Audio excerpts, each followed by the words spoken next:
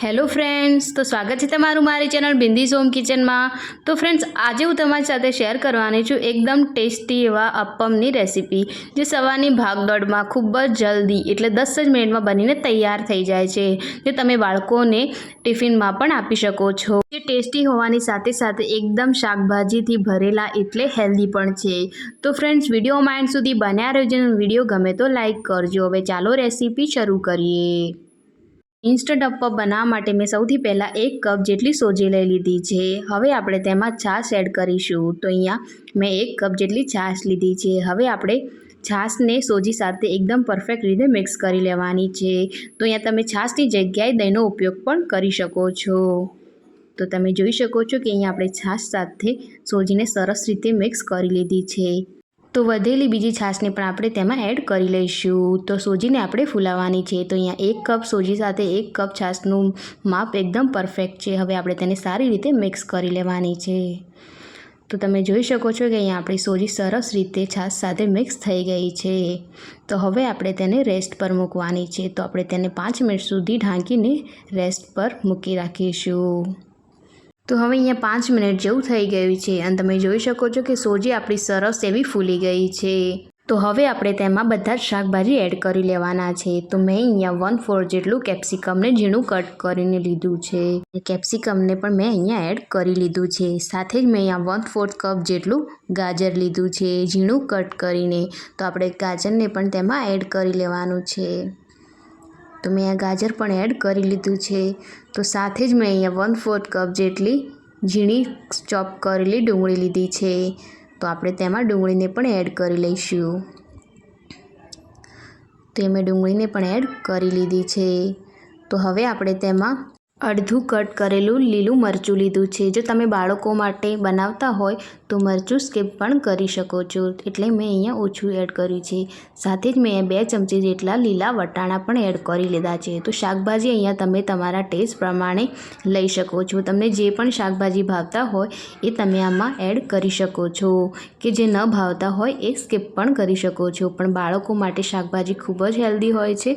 તો અહીંયા શિયાળાની ઋતુમાં તો બધા જ લીલા શાકભાજી મળતા જ હોય છે, એટલે આપણે બધા જ એમાં એડ કરી લેવાના છે। તો હવે ફરીથી આ બધી જ વસ્તુને શાકભાજી સાથે આપણે સરસ રીતે મિક્સ કરી લેવાનું છે। તમે જોઈ શકો છો કે મેં બધી જ વસ્તુને સારી રીતે મિક્સ કરી લીધું છે। હવે મેં અહીંયા અડધી ચમચી જેટલો ખાવાનો સોડા એડ કર્યો છે। તમે એની જગ્યાએ ઈનો પણ એડ કરી શકો છો। સાથે મેં સ્વાદ પ્રમાણે મીઠું એડ કરી લીધું છે।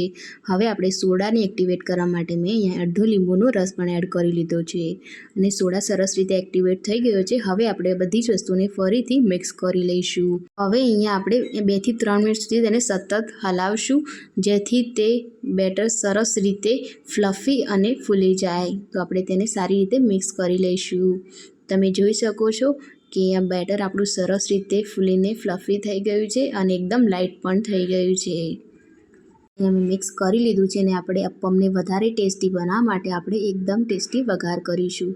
જેમાં મેં 2 ચમચી તેલને ગરમ કરી લીધું છે અને 1 ચમચી રાઈ એડ કરીને રાઈ સરસ રીતે ફૂટી જાય એટલે આપણે વઘાર તેમાં એડ કરી લઈશું। હવે ફરીથી આપણે બેટરને સરસ રીતે મિક્સ કરી લેવાનું છે। તો વઘાર એડ કરવાથી અપ્પમનો ટેસ્ટ 100 ગણો વધી જાય છે।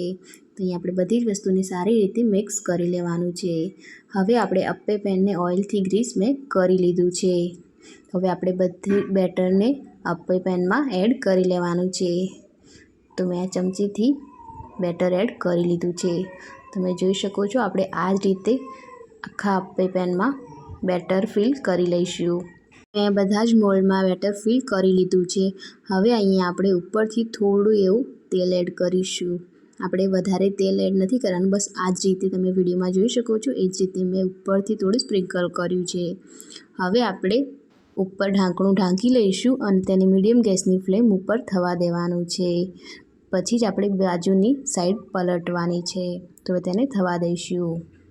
તો અહીંયા 3 મિનિટ જેવું થઈ ગયું છે। હવે આપણે તેને એકવાર ખોલીને ચેક કરી લેવાનું છે। તો હવે આપણે ચમચીની મદદથી તેને ચેક કરીશું અને તેને આપણે ફ્લિપ કરીશું। તો અહીંયા એક સાઈડથી અપ્પે આપણા સરસ એવા બનીને તૈયાર થઈ ગયા છે। તો આપણે અહીંયા બધા જ અપ્પેને ફ્લિપ કરી લેવાના છે।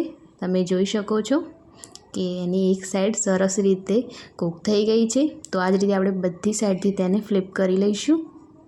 બધા જ અપ્પેને ફ્લિપ કરીને ઉપર થોડું તેલ છાંટી લીધું છે. હવે ફરીથી આપણે તેને ઢાંકીને 2 થી 3 મિનિટ સુધી કૂક થવા દેવાનું છે. તો અહીંયા 2 થી 3 મિનિટ જેવું ફરી થઈ ગયું છે. હવે આપણે તેને ફરીથી એકવાર ચેક કરી લઈશું. અપ્પેને આપણે બીજી સાઈડથી ફ્લિપ કરીને જોઈએ તો તે સરસ રીતે કૂક થઈ ગયા છે. હવે આપણે બધા જ અપ્પેને બહાર કાઢી લેવાના છીએ. તમે જોઈ શકો છો કે બધા જ અપ્પે સરસ રીતે કૂક થઈ ગયા છે. તો આપણે બધા જ અપ્પેને બહાર કાઢી લઈશું. હવે તેને ગરમા ગરમ સર્વ કરી લઈશું. તો આપણા એકદમ ટેસ્ટી અને ફટાફટ 10 જ મિનિટમાં બનીને તૈયાર થઈ જાય એવા આપણા ઇન્સ્ટન્ટ રવા અપ્પમ એકદમ શાકભાજીથી ભરપૂર એવા બનીને તૈયાર થઈ ગયા છે. જેને તમે તમારી મનપસંદ ચટણી સાથે સર્વ કરી શકો છો. અને તમે આ અપ્પે બાળકોને લંચ બોક્સમાં પણ બનાવીને આપી શકો છો. તો ફ્રેન્ડ્સ, એકદમ ટેસ્ટી એવા અપ્પે આપણા બનીને તૈયાર થઈ ગયા છે. અને રેસીપી કેવી લાગી કમેન્ટ સેક્શનમાં જરૂરથી જણાવજો. અને વિડીયો ગમ્યો હોય તો વિડીયોને લાઇક અને મારી ચેનલ પર નવા હો તો ચેનલને સબસ્ક્રાઈબ જરૂરથી કરજો, જેથી મારા આવા અવનવા વિડીયોના નોટિફિકેશન તમારી જોડે સૌથી પહેલાં પહોંચી જાય. તો ફરી મળીશું આવી નવી રેસીપી સાથે. ત્યાર સુધી આવજો.